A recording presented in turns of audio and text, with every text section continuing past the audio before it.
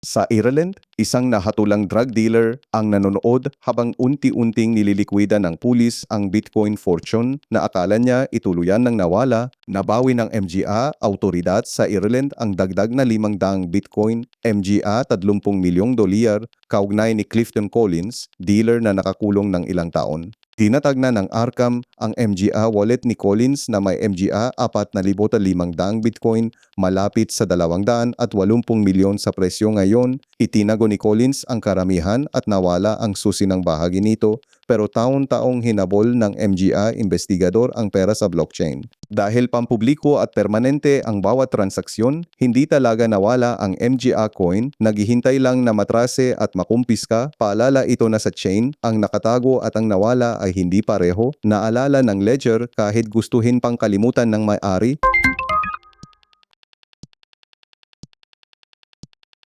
Sa loob ng taon, pinagmasdan ng pinakamalalaking bangko ang stablecoin boom mula sa malayo.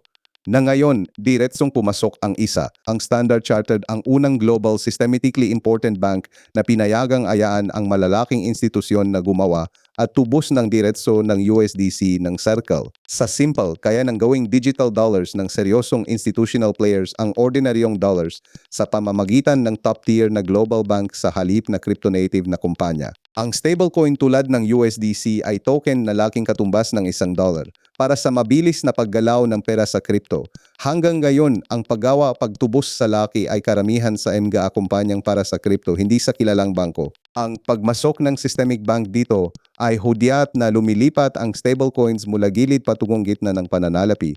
Para sa dating minamalit na teknolohiya, malaking milestone ito.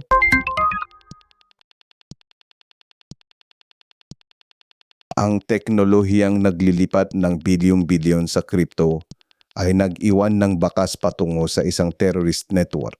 Nag-sanction ang US Treasury sa mahigit 100 crypto address na kaugnay ng ISIS-K matapos maglipat ng mahigit 1,400,000 dolyar. Ibig sabihin, bawal itong itransaksyon ng MGA Amerikano at i-freeze ng exchange ang nakaugnay na pondo.